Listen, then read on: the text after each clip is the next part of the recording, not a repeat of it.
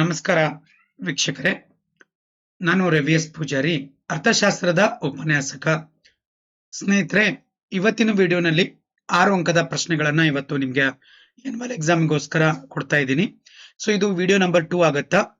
So ಮೊದಲಿನ ಒಂದು ವಿಡಿಯೋನಲ್ಲಿ ನೀವು ಪ್ರಾಕ್ಟಿಕಲ್ ಓರಿಯೆಂಟೆಡ್ ಗಳನ್ನ ನೋಡಿದಿರಿ. 3 ಅಧ್ಯಾಯದಿಂದ ಬರುವಂತಹ ಸಾಧ್ಯತೆಗಳು ಇರುತ್ತೆ ಅಂತ ಹೇಳಿದೆ. ಅಲ್ಲಿ 10 ಮಾರ್ಕ್ಸ್ ಫಿಕ್ಸ್ ಆಗುತ್ತೆ.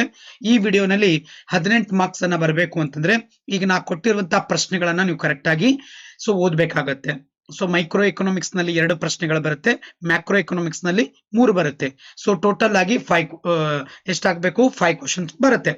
ಈಗ ನಾನು ಆಕ್ಚುಲಿ ಇದ್ರ ಮೇಲೆ ಅಂತಂದ್ರೆ ಒಂದು 19ರಿಂದ 20 ಕ್ವಶನ್ಸ್ ಆಗುತ್ತೆ. ನಾನು ನಿಮ್ಗೆ ಕೊಡ್ತಾ ಇರೋದು 15 ಕ್ವಶನ್ ಗಳನ್ನ ಕೊಡ್ತಾ ಇದ್ದೀನಿ.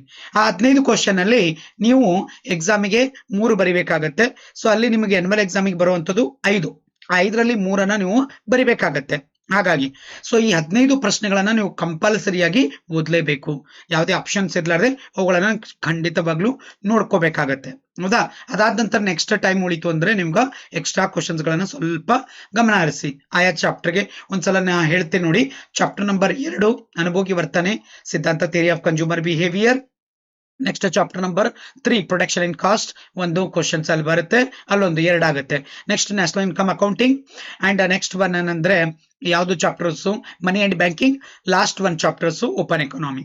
ಸೊ ಈ ಎಲ್ಲಾ ಚಾಪ್ಟರ್ ಗಳನ್ನ ಸೇರಿ ಸೊ ಟೋಟಲ್ ನಿಮ್ಗೆ 5 ಪ್ರಶ್ನೆಗಳನ್ನು ಫಿಕ್ಸ್ ಆಗಿ ಬರುತ್ತೆ. ಸೊ ಹಾಗಾಗಿ ನೀವು 15 ಪ್ರಶ್ನೆಗಳನ್ನು ಕೊಡ್ತಾ ಇದ್ದೀನಿ. ಆ 15 ಪ್ರಶ್ನೆಗಳನ್ನ ನೀವು ಏನ್ ಮಾಡ್ಕೊಳ್ಳಿ, ಕಂಪಲ್ಸರಿಯಾಗಿ ಕರೆಕ್ಟ್ ಆಗಿ ಓದ್ಕೊಳ್ಳಿ. ಸೊ ಅದರಲ್ಲಿ ನಿಮಗೆ 3 ಆದ್ರೂ ಬರ್ಬೋದು, 4 ಆದ್ರೂ ಬರ್ಬೋದು, 5 ಆದ್ರೂ ಬರ್ಬೋದು. ಹೌದಾ? ಹಾಗಾಗಿ ನಿಮ್ಗೆ 3 ಡೆಫಿನೆಟ್ ಆಗಿ ಬರುತ್ತೆ. ಹೌದಾ? ಯಾವುದೇ ರೀತಿಯಂತ ಸೊ ವ್ಯತ್ಯಾಸಗಳಿಲ್ಲ. ಸೊ ಅದಕ್ಕಿಂತ ಜಾಸ್ತಿ ಬೇಕು ಅಂದಾಗ ನೀವು ಮತ್ತೆ ಒಂದಿಷ್ಟು ಎಕ್ಸ್ಟ್ರಾ ಪ್ರಶ್ನೆಗಳನ್ನ ನೋಡ್ಬೇಕಾಗತ್ತೆ ಸ್ನೇಹಿತರೆ. ಸೊ ಲೇಟ್ ಮಾಡೋದು ಬೇಡ. ಸೊ ಕಂಟಿನ್ಯೂ ಆಗಿ ನಮ್ಮ ಒಂದು ಕಂಟೆಂಟ್ ಅನ್ನು ನೋಡ್ತಾ ಇದ್ರಿ ನೀವು. ಸೊ ಆಲ್ರೆಡಿ ನಿಮ್ಗೆ 10 ಮಾರ್ಕ್ಸ್ ಕ್ವಶನ್ ಕೊಟ್ಟಿದ್ದೀನಿ ಪ್ರಾಕ್ಟಿಕಲ್ ಓರಿಯೆಂಟೆಡ್. ಇವತ್ತು 18 ಮಾರ್ಕ್ಸ್ಗಳು. ಯಾರು ನೋಡಿಲ್ಲ ಅದನ್ನ ಮೊದಲು ನೋಡ್ಕೊಂಡು ಬಂದು ಆ ನಂತರ ಈ ವಿಡಿಯೋನ ನೋಡಿದ್ರೆ ನಿಮ್ಗೆ ಏನಾಗುತ್ತೆ, ಡೆಫಿನೆಟ್ ಆಗಿ 28 ಮಾರ್ಕ್ಸ್ಗಳು ನಿಮ್ಮ ಪಾಕೆಟ್ ನಲ್ಲಿ ಇರುತ್ತೆ. ಉಳಿದಂತ ಪ್ರಶ್ನೆಗಳು ಮತ್ತೆ ಮುಂದಿನ ವಿಡಿಯೋನಲ್ಲಿ ನಾವು ನೋಡೋಣ. ಸೊ ಲೇಟ್ ಮಾಡೋದು ಬೇಡ ಸ್ನೇಹಿತರೆ. ನೋಡಿ, ಪ್ರಶ್ನೆಗಳು ಈ ರೀತಿಯಾಗಿದೆ. ಮೊದಲನೇ ಪ್ರಶ್ನೆ ಇಲ್ಲಿದೆ ನೋಡಿ. ಮೊದಲನೇ ಪ್ರಶ್ನೆ, ಔದಾಸೀನ ವಕ್ರರೇಖೆಯ ಗುಣಲಕ್ಷಣಗಳನ್ನು ರೇಖಾಚಿತ್ರಗಳೊಂದಿಗೆ ವಿವರಿಸಿರಿ.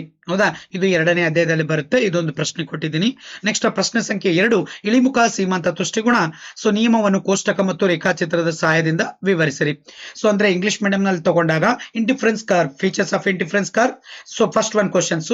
Then second one, the law of diminishing marginal utility with the help of table and diagram. Next one, so third one questions, ಅನುಭೋಗಿಯ ಆದರ್ಶ ಆಯ್ಕೆಯನ್ನು ರೇಖಾಚಿತ್ರದ ಸಹಾಯದಿಂದ ವಿವರಿಸಿರಿ. ಸೊ ಇಂಗ್ಲಿಷ್ ನಲ್ಲಿ ಅಪ್ಟಿಮಮ್ ಚಾಯ್ಸ್ ಅಂತಿದೆಯಲ್ಲ, ಆ ಕ್ವಶನ್ಸ್ ಅನ್ನು ನೋಡ್ಕೊಳ್ಳಿ. Then question number 4. ಸೊ 4ನೇ ಪ್ರಶ್ನೆ ನೋಡಿ, ಬದಲಾಗುವ ಪರಿಣಾಮ ನಿಯಮಗಳ ರೇಖಾಚಿತ್ರದ ಸಹಾಯದಿಂದ ವಿವರಿಸಿರಿ. ಚಾಪ್ಟರ್ ನಂಬರ್ 3ರಲ್ಲಿ ಬರುತ್ತೆ, ಥಿಯರಿ ಓರಿಯೆಂಟೆಡ್ ಇದೆ. ಹೌದಾ? Okay. So the law of variable proportions ಅಂತಿದೆಯಲ್ಲ, ಅದನ್ನ ನೀವು ಎಕ್ಸ್ಪ್ಲೇನ್ ಮಾಡಬೇಕಾಗತ್ತೆ. ನೆಕ್ಸ್ಟ್ 2 ಪ್ರಾಬ್ಲಮ್ಸ್ ಅನ್ನ ಕೊಟ್ಟಿದ್ದೀನಿ. 2 ಪ್ರಾಬ್ಲಮ್ಸ್ ಅನ್ನು ನೀವು ಪರ್ಫೆಕ್ಟ್ ಆಗಬೇಡಿ. ಸೊ ಇದರಲ್ಲಿ ಈ ಪ್ರಾಬ್ಲಮ್ಸ್ ಫಸ್ಟ್ ಪ್ರಯಾರಿಟಿ ಅಂತ ಅನ್ಬೋದು ನಾನು, ಯಾಕಂದ್ರೆ ಸಾಕಷ್ಟು ಸಲ ಈ ಪ್ರಶ್ನೆ ಕೇಳ್ತಾ ಇದ್ದಾರೆ. ಬಟ್ ಇಲ್ಲಿ ನಿಮ್ಗೆ ಡೇಟಾ ಮಾತ್ರ ಚೇಂಜ್ ಆಗುವಂತ ಸಾಧ್ಯತೆ ಇರುತ್ತೆ. ಇದು ನಿಮ್ಗೆ ನೆನಪಿರ್ಲಿ. Numerical based it will be change for in your examinations. Okay, every examinations. So ಒಂದು ಉದ್ಯಮ ಘಟಕದ SMC ವಿವರ ಪಟ್ಟಿಯನ್ನು ಈ ಕೆಳಗಿನ ಕೋಷ್ಟಕದಲ್ಲಿ ನೀಡಲಾಗಿದೆ. TFC 100 ಇದ್ದಲ್ಲಿ ನಿಮ್ಗೆ ಏನ್ ಮಾಡಬಹುದು ಅಂದ್ರೆ, ಮೇ ಬಿ ನೆನ್ಪಿಟ್ಕೊಳ್ಳಿ 200 ಇದ್ದು ಕೊಡಬಹುದು. ಹೌದಾ? ಸೊ 200 ಇದ್ದಿದ್ದು ಕೊಡಬಹುದು. ಹಾಗಾಗಿ ಸೊ ಅಲ್ಲಿ ಆ ಪ್ರಶ್ನೆ ಚೇಂಜ್ ಆಗುತ್ತೆ ನೋಡಿ, ನೆನ್ಪಿಟ್ಕೊಳ್ಳಿ. ಆನಂತರ SMC ವಿವರ ಪಟ್ಟಿ ಈ ರೀತಿ 500, 300, 200, 300, 500, 800 ಈ ತರನು ಇರ್ಬೋದು. ಬೇರೆ ನ್ಯೂಮರಿಕಲ್ ಕೂಡ ಇರಬಹುದು. ಆದ ನಂತರ next, find the TVC total variable cost, TC total cost, average variable cost and SAC short run average cost. ಅವುಗಳನ್ನ ಫೈಂಡ್ ಮಾಡಿ ಅಂತ ಕೇಳ್ತಾರೆ. ಇದು 2 ಕೂಡ ಚಾಪ್ಟರ್ ನಂಬರ್ 3 ನಲ್ಲಿ ಬರುತ್ತೆ. ಇನ್ನೊಂದು ಪ್ರಶ್ನೆ ಇದಕ್ಕೆ ಸಂಬಂಧಪಡುತ್ತೆ, ಇದೇ ಚಾಪ್ಟರ್ ನಲ್ಲಿ ಕೊಟ್ಟಿದ್ದೀನಿ. ಅಂದ್ರೆ AP ಕಾಲಮ್ ಕೊಟ್ಟಿರ್ತಾನೆ ಮತ್ತೆ ಸೊ L ಕಾಲಮ್ ಕೊಟ್ಟಿರ್ತಾರೆ. ಸೊ 2 ಸೇರಿ ನೀವು TP ಕಾಲಮ್ ಅನ್ನ ಫೈಂಡ್ ಮಾಡ್ಬೇಕು.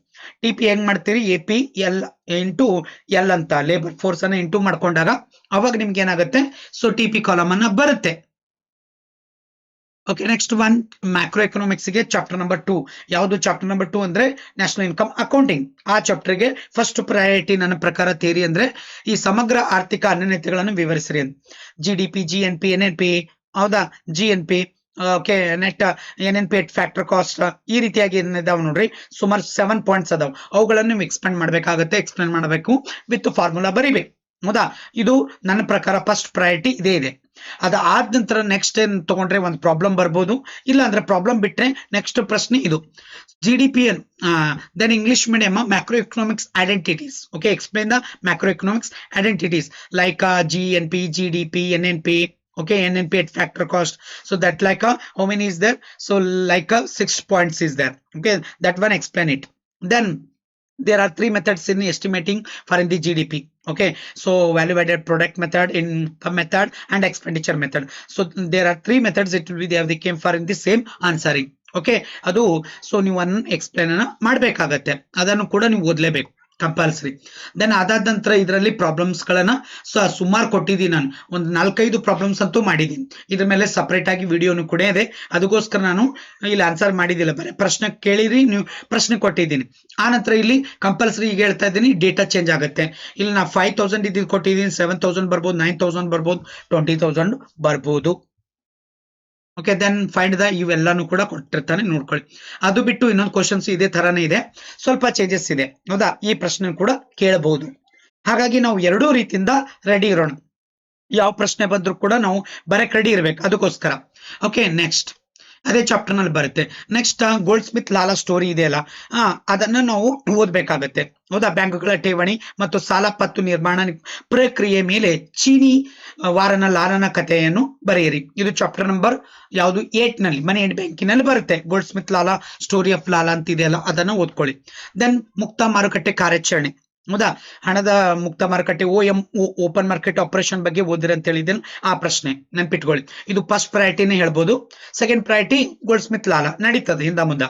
ನೆಕ್ಸ್ಟ್ ಥರ್ಡ್ ಇಂಪಾರ್ಟೆಂಟ್ ಅಂದ್ರೆ ಹಣದ ಕಾರ್ಯಗಳನ್ನು ವಿವರಿಸಿರಿ. ಇದು ಹೇಗೆ ಸಾಟಿ ವಿನಿಮಯ ಪದ್ಧತಿಯ ದೋಷಗಳನ್ನು ನಿವಾರಿಸಿತು ಅಂತ. ಈ 3 ಪ್ರಶ್ನೆ ಕಂಪಲ್ಸರಿ ನೀವು ಈ ಚಾಪ್ಟರ್ ನಲ್ಲಿ ಓದ್ಲೇಬೇಕು ಸ್ನೇಹಿತರೆ, ಸ್ಕಿಪ್ ಮಾಡಂಗಿಲ್ಲ. ಟೋಟಲ್ ಇರೋದು 4, 3 ಕೊಟ್ಟಿದಾರಲ್ಲ ಸರ್ ಅನ್ಬೋದು. ಹಾಗಾಗಿ ಯಾಕಂದ್ರೆ ಇದು 3 ಇಂಪಾರ್ಟೆಂಟ್ ಅದಾವ, ಯಾವ್ದು ಕೇಳ್ಬೋದು. ಹಾಗಾಗಿ 3 ಕೊಟ್ಟಿದ್ದೀನಿ. Okay, how does the barter system overcome foreign ಅದಲ್ಲ ಫಂಕ್ಷನ್ಸ್, ಅದನ್ನ ನೀವು ನೋಡ್ಕೊಳ್ಳಿ. ಆ ಪ್ರಶ್ನೆ ನೋಡ್ಕೊಂಡ್ಬಿಡಿ. ದೆನ್ ಸ್ಥಿರ ವಿನಿಮಯ ದರದಲ್ಲಿ ವಿದೇಶಿ ವಿನಿಮಯ ಮಾರುಕಟ್ಟೆಯಲ್ಲಿ ರೇಖಾ ಚಿತ್ರದ ಆಧಾರದಲ್ಲಿ ಸಂಕ್ಷಿಪ್ತವಾಗಿ ವಿವರಿಸಿರಿ ಅಂತ. ಇದು ಲಾಸ್ಟ್ ಚಾಪ್ಟರ್ ನಲ್ಲಿ ಇದೆ, ಓಪನ್ ಎಕಾನಮಿಯಲ್ಲಿ ಇದೆ. ಫಿಕ್ಸ್ ನಂಬರ್ ಆಫ್ ರೇಟ್ ಅದಲ್ಲ ಅದು. ಓಕೆ, ನೆಕ್ಸ್ಟ್ ಆಮದುಗಳ ಬೇಡಿಕೆ ಹೆಚ್ಚಳವು ವಿದೇಶಿ ವಿನಿಮಯದ ಮಾರುಕಟ್ಟೆ ಮೇಲೆ ಬೀರುವ ಪರಿಣಾಮವನ್ನು ರೇಖಾಚಿತ್ರದ ಸಹಾಯದಿಂದ ಪ್ರಸ್ತುತಪಡಿಸಿ. ಇದನ್ನು ಕೂಡ ಲಾಸ್ಟ್ ಚಾಪ್ಟರ್ ನಲ್ಲಿ ಇದೆ. ನೆಕ್ಸ್ಟ್ ಲಾಸ್ಟ್ ಒನ್, ಇದು ಥಿಯರಿ ನಾ ಇಂಪಾರ್ಟೆಂಟ್ ಅಂತ ಅನ್ಸಿದೆ ನಾನು, ಅದು ಕೊಟ್ಟಿದ್ದೀನಿ. PPP ಅಂತ ಬದಲಾಗುವ ವಿನಿಮಯ ದರ ಪದ್ಧತಿಯಲ್ಲಿ ದೀರ್ಘಾವಧಿಯಲ್ಲಿ ಭವಿಷ್ಯದ ವಿನಿಮಯ ದರಗಳನ್ನು ಅಂದಾಜು ಮಾಡಲು ಕೊಳ್ಳುವ ಶಕ್ತಿಯ ಸಮತೆಯ ಸಿದ್ಧಾಂತ PPP ಅಂತ ವನ್ನು ಹೇಗೆ ಬಳಸಲಾಗುತ್ತದೆ ಅನ್ನೋದು ಅದನ್ನು ವಿವರಣೆ ಮಾಡಿ ಅಂತ. ಇವು 3 ಪ್ರಶ್ನೆ ಇದರಲ್ಲಿ ಕೊಟ್ಟಿದ್ದೀನಿ. ಟೋಟಲ್ ನಿಮ್ಗ ಅಂದ್ರೆ ನಾ 1:3 ರೇಷಿಯೋನ ಹಿಡಿದೀನಿ. ಒಂದು ಪ್ರಶ್ನೆನ ಬರ್ಬೇಕಾದ್ರೆ ನೀವು 3 ಓದ್ಲೇಬೇಕಾಗತ್ತೆ, ಹಾಗಾಗಿ ಕೊಟ್ಟಿದ್ದೀನಿ. ಸೊ ಇವಿಷ್ಟು ಓದಾಗ ಎಷ್ಟು 5 ಬರುತ್ತೆ ಅಂದ್ರೆ ನಾನು ಹೇಳೋದು ಸ್ವಲ್ಪ ಕಷ್ಟ ಆಗುತ್ತೆ. ಮಿನಿಮಮ್ 3 ಬರುತ್ತೆ, ಮ್ಯಾಕ್ಸಿಮಮ್ 5 ಬರ್ಬೋದು, 4 ಬರ್ಬೋದು. ಸೊ 3 ಅಂತೂ ಕಂಪಲ್ಸರಿ ಇದೆ ನಿಮ್ಗೆ. ಅದಕ್ಕೆ 18 ಮಾರ್ಕ್ಸ್ ಫಿಕ್ಸ್ ಆಗುತ್ತೆ. ಇಷ್ಟು ನೀವು ಓದ್ಕೊಳ್ಳೇಬೇಕು ಸ್ನೇಹಿತರೆ, ಇದರಲ್ಲಿ ಆಪ್ಷನ್ ಇಲ್ಲ. ಓಕೆ, ಎಸ್, ನಿಮ್ಗೆ ಎಕ್ಸ್ಟ್ರಾ ಬೇಕು ಅಂದಾಗ ಸ್ವಲ್ಪ ನೀವು ಎಕ್ಸ್ಟ್ರಾ ವರ್ಕ್ ಮಾಡ್ಬೇಕಾಗತ್ತೆ. ಅದಕ್ಕೋಸ್ಕರ so thank you everyone, love you all. Share ಮಾಡಿ, ಲೈಕ್ ಮಾಡಿ, ಕಮೆಂಟ್ ಮಾಡಿ ಸ್ನೇಹಿತರೆ.